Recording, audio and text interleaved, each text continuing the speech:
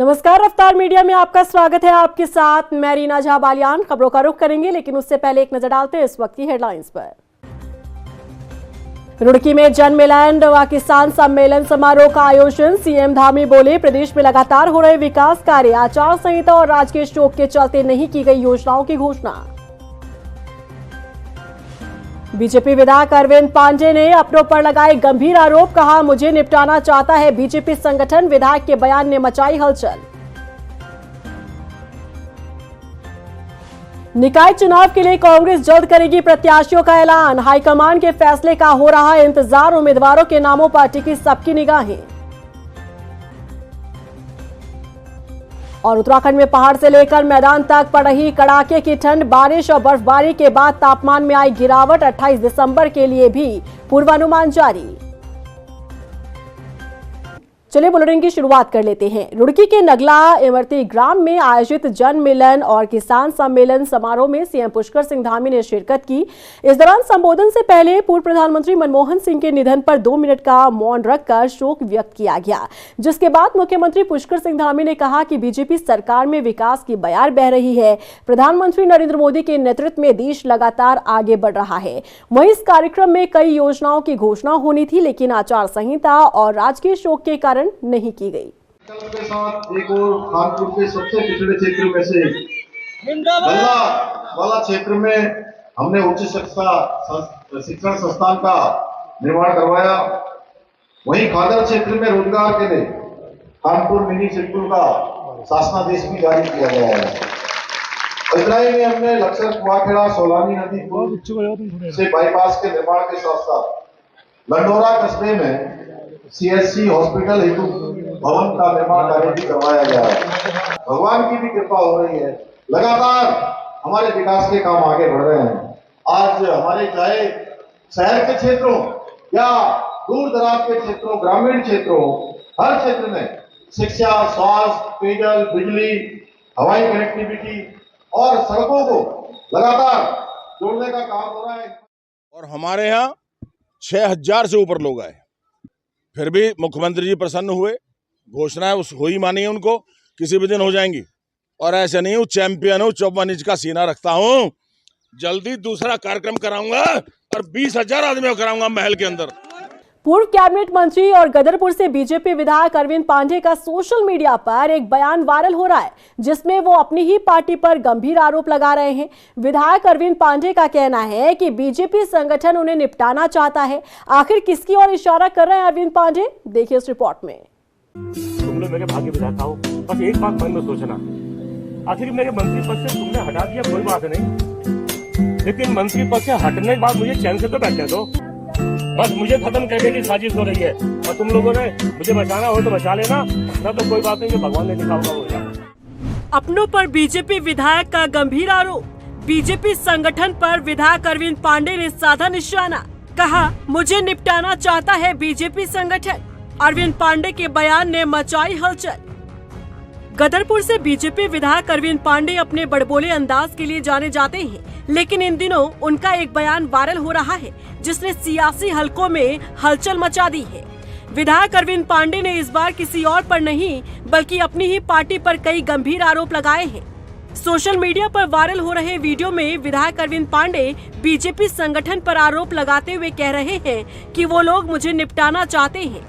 इतना ही नहीं, उन्होंने आरोप लगाया कि मंत्री पद से तो हटा दिया गया, लेकिन बीजेपी संगठन के कुछ लोग साजिश के तहत उन्हें निपटाने की कोशिश कर रहे हैं। बस मुझे खत्म करने की साजिश हो रही है और तुम लोगों ने मुझे बचाना हो तो बचा लेना, ना तो कोई बात नहीं, जो भगवान ने लिखा होगा वो होगा। आखिर मेरे मंत्री पद से तुमने हटा दिया कोई बात नहीं, लेकिन मंत्री पद से हटने के बाद मुझे चैन से तो बैठने दो।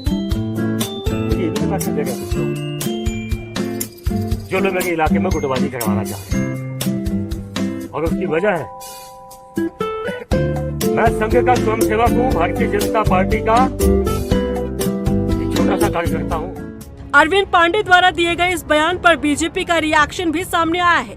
बीजेपी प्रदेश मीडिया प्रभारी मनवीर चौहान का कहना है कि पार्टी ने इसका संज्ञान लिया है। साथ ही उन्होंने सभी छोटे से बड़े नेताओं को अनुशासन में रहने की हिदायत दी है। उन्होंने किस संदर्भ में इस बात को बोला होगा, वो विस्तार से दोषी वही इस बात को बता सकते हैं, लेकिन जो मीडिया के माध्यम से जानकारी आ रही है उसने पार्टी ने इसका संज्ञान लिया है और कोई भी व्यक्ति हो, चाहे कोई कितना बड़ा हो चाहे छोटा कार्यकर्ता हो, सभी को भारतीय जनता पार्टी की जो अनुशासन है उस दायरे में रहना चाहिए और अपनी बात को जिस उचित प्लेटफॉर्म पर ही रखनी चाहिए, ये पार्टी का मानना है। गदरपुर से बीजेपी विधायक अरविंद पांडे द्वारा अपनी ही पार्टी संगठन पर ये गंभीर आरोप लगाए गए हैं। इस बयान के सामने आने के बाद सवाल खड़े हो रहे हैं कि आखिर संगठन में वो कौन से लोग हैं जो अरविंद पांडे के खिलाफ खड़े हैं और क्या बीजेपी में सब कुछ अंदर खाने ठीक ठाक नहीं चल रहा है। अरविंद पांडे के इस बयान को अनुशासनहीनता मानते हुए क्या पार्टी उन पर कार्रवाई करेगी? क्योंकि याद दिला दें कि हाल ही में बीजेपी प्रदेश अध्यक्ष महेंद्र भट्ट ने पार्टी के सभी नेताओं को उचित प्लेटफॉर्म पर अपनी बात रखने की हिदायत दी थी और अनुशासनहीनता करने पर कार्रवाई की बात कही गई थी। ऐसे में देखना होगा कि बीजेपी अरविंद पांडे के इस बयान का संज्ञान लेते हुए संगठन पर सख्ती दिखाती है या फिर बयान को अनुशासनहीनता मानते हुए विधायक अरविंद पांडे पर ही कार्रवाई की जाती है। रफ्तार मीडिया के लिए गदरपुर से गौतम सरकार के साथ देहरादून से ब्यूरो रिपोर्ट। जहां एक तरफ निकाय चुनाव को लेकर नामांकन प्रक्रिया शुरू हो चुकी है, तो वहीं मुख्य राजनीतिक दलों ने उम्मीदवारों के नामों का फिलहाल ऐलान नहीं किया है। हालांकि बीजेपी हो या कांग्रेस, दोनों ही दल अब जल्द ही प्रत्याशी की घोषणा करने की बात कर रहे हैं। इसी मुद्दे पर ज्यादा जानकारी ली हमारे संवाददाता मनीष डंगवाल ने नेता प्रतिपक्ष यशपाल आर्य से। उन्होंने खास बातचीत की। नगर निकाय चुनाव को लेकर भाजपा और कांग्रेस दोनों दलों ने तैयारियां तेज कर दी। अब दोनों के जो है उम्मीदवारों के नाम पर सबकी नजरें लगी हुई हैं। नेता प्रतिपक्ष यशपाल आर्य जी हमारे साथ मौजूद है। किस तरीके से कांग्रेस तैयारी कर रही है, उनसे बातचीत करते हैं। सर, क्या कुछ आपको लग रहा है? सभी की जो नजरें हैं वो टिकटों पर हैं। कांग्रेस पार्टी जो है कब तक जो है वो उम्मीदवारों का नाम का ऐलान करने जा रही है और खासकर जो 11 नगर निगम की सीटें हैं उन पर कब तक उम्मीदवारों के नाम का ऐलान हो जाएगा? अब देखिए, नामांकन की प्रक्रिया आज से प्रारंभ हो चुकी है। समय बहुत कम है और लगातार जो समन्वय समिति है जिसमें हमारे वरिष्ठ नेता हैं, सम्मिलित हैं, गहन चिंतन हो रहा है। एक एक सीट पर हम एक राय कायम करने की कोशिश कर रहे हैं। जो प्रभावी मजबूत उम्मीदवार हैं उनको हम अपना प्रत्याशी बनाना चाहते हैं और काफ़ी हद तक कल और परसों जो हमारी बैठकें हुई हैं उसमें बहुत से नामों पर चर्चा हुई है और कई हमें जो नगर पालिकाएं हैं, नगर परिषदें हैं, नगर निकाय, नगर महापालिकाएं हैं, उन पर भी हमने एक राय कायम कर ली है। और लेकिन अभी काफ़ी संख्या में हमारे उम्मीदवारों का चयन होना शेष है। आज भी बैठक है और मेरा मानना कि आज और कल में, आज संभवतः माननीय अध्यक्ष जी जो जिन नामों पर एक राय बन चुकी है उनको आज सूची जारी हो जाएगी और जो बाकी हैं वो कल तक हम सूची को जारी करेंगे, क्योंकि समय अवधि बहुत कम है। नॉमिनेशन की प्रक्रिया प्रारंभ हो चुकी है। 30 तारीख आखिरी दिन है, तो इंतजार नहीं करेंगे। जल्द से जल्द हम उम्मीदवारों की सूची को जारी कर देंगे।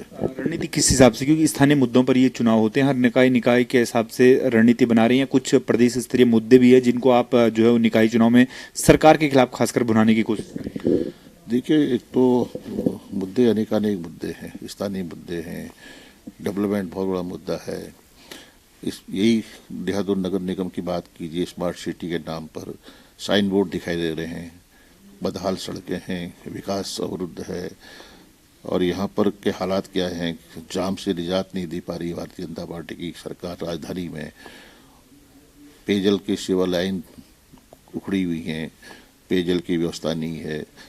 तो स्थानीय मुद्दे हैं। मलिन बस्तियों का अभी तक इन्होंने जिस तरह से इनका रहा है मामले को लंबित करना, तमाम मुद्दों को लेकर पूरे प्रदेश के इस तरह की हमारे नगर निकायों में स्थिति है और हमारा एजेंडा साफ है कि हम मुद्दों पर, जो हमारे विकास का मुद्दा है, जो यहाँ की स्थानीय समस्याएं हैं, उसको लेकर हम जनता के बीच में जाना चाहेंगे। और इसके लिए हमारा जो कोऑर्डिनेशन कमेटी है और भी जो हमारे प्रभावी नेता हैं उनको भी हम जिम्मेदारी देंगे विधानसभावार, जहाँ पर वो लोग इस चुनाव को में जो भी वहाँ पर जो भी परिस्थितियाँ हैं, कहीं पर हमारे उम्मीदवार, निर्दलीय उम्मीदवार भी खड़े होने की संभावना हो सकती है, तो इसको हम नज़र रखेंगे हमारे प्रभारी इंचार्ज और कोशिश होगी कि बेहतर तरीके से हम चुनाव लड़ें और अच्छा रिजल्ट हम इस चुनाव में दे सकें। बड़ा चुनाव ये है क्योंकि 100 नगर पंचायतों मतलब निकाय में ये चुनाव होने जा रहा है, तो कहीं ना कहीं सेमीफाइनल के रूप में भी इसे 2027 को लेकर प्रदेश में देखा जा रहा है, क्योंकि जिस ओर जो है वो जनादेश होगा उसके लिए कहीं ना कहीं खुश होने का मौका भी ये होगा। तो लग रहा है कि कांग्रेस इसमें जो है वो 2027 को लेकर सेमीफाइनल का मुकाबला देख रही है। देखिए, जिस तरह से चुनाव में लोकतंत्र को कमजोर करने की भाजपा ने कोशिश की है और चुनाव में धन बल का इस्तेमाल किया है, सरकारी मसले का दुरुपयोग देखने को मिला है और ये किसी न किसी तरह इन केन प्रकार चुनाव जीतना चाहते हैं।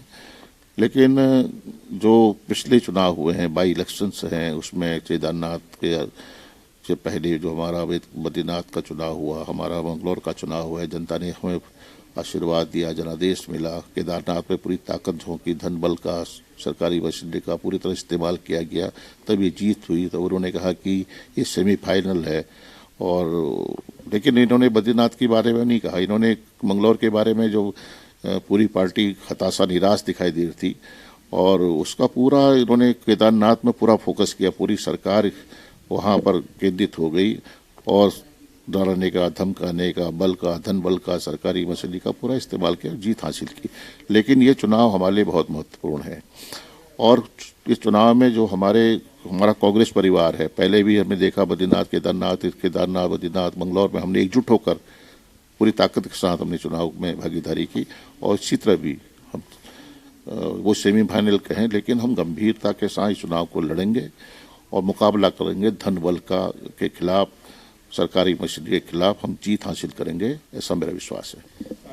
बातचीत करने के लिए तो नेता प्रतिपक्ष जसपाल आ रहे हैं, जिनका साफ तौर से कहना है कि निकाय चुनाव को कांग्रेस पूरी मजबूती के साथ लड़ेगी और निकाय चुनाव में परचम भी लहराएगी और जीत भी जो है वो ज्यादा निकायों में दर्ज करेगी। कैमरा पर्सन निशांत के साथ मनीष डंगवाल, रफ्तार मीडिया, देहरादून। भारत के पूर्व प्रधानमंत्री डॉक्टर मनमोहन सिंह जो अब इस दुनिया में नहीं रहे, उनके निधन से पूरे देश में शोक की लहर है। उत्तराखंड में भी 7 दिन का राजकीय शोक घोषित किया गया है। डॉक्टर मनमोहन सिंह का उत्तराखंड से गहरा रिश्ता रहा है।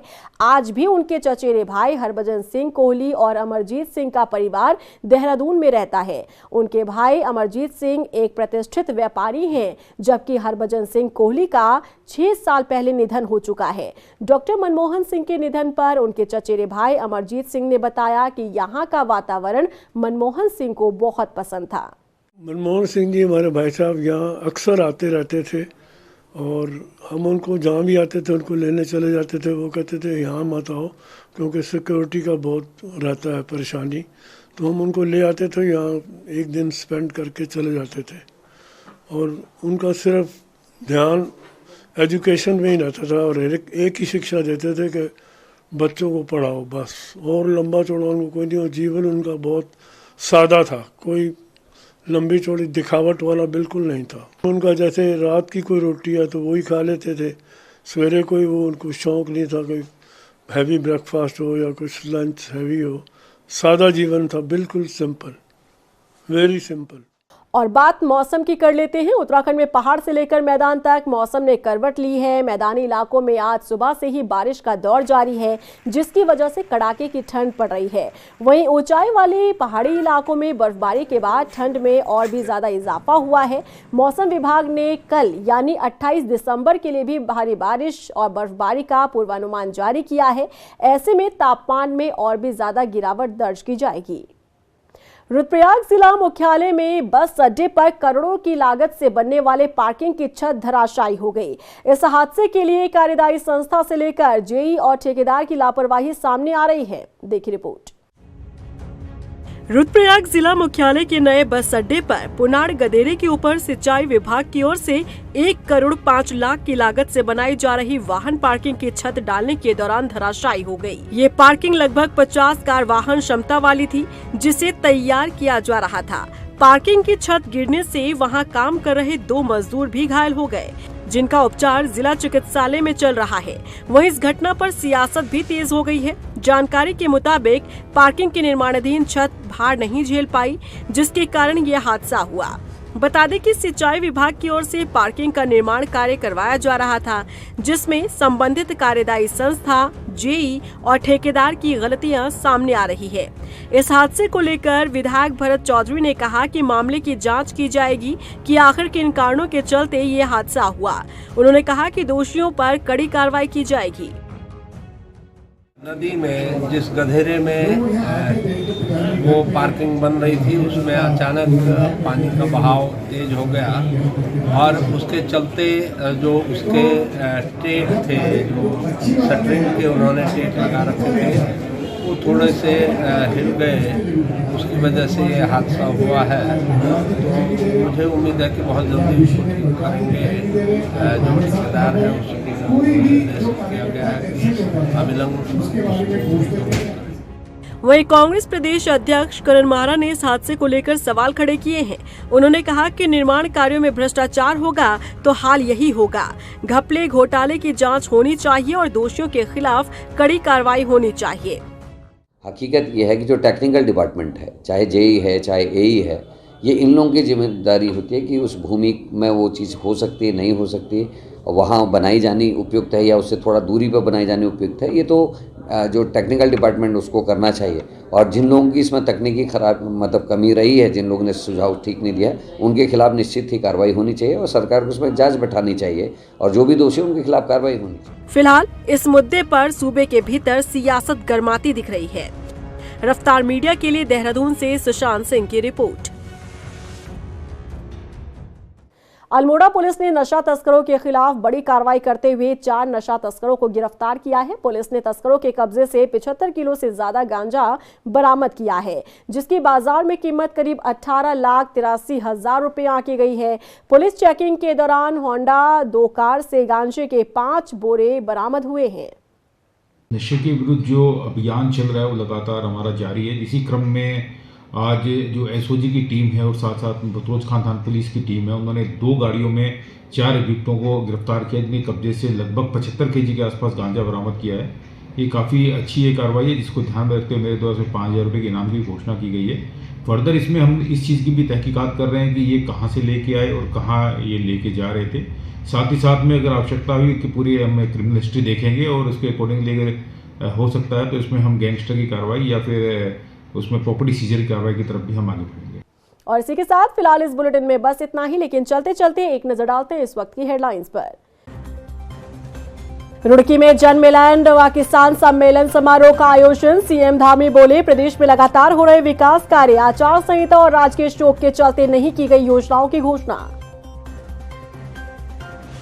बीजेपी विधायक अरविंद पांडे ने अपनों पर लगाए गंभीर आरोप, कहा मुझे निपटाना चाहता है बीजेपी संगठन। विधायक के बयान ने मचाई हलचल। निकाय चुनाव के लिए कांग्रेस जल्द करेगी प्रत्याशियों का ऐलान। हाईकमान के फैसले का हो रहा है इंतजार, उम्मीदवारों के नामों पर टिकी सबकी निगाहें। और उत्तराखंड में पहाड़ से लेकर मैदान तक पड़ रही कड़ाके की ठंड, बारिश और बर्फबारी के बाद तापमान में आई गिरावट। 28 दिसंबर के लिए भी पूर्वानुमान जारी।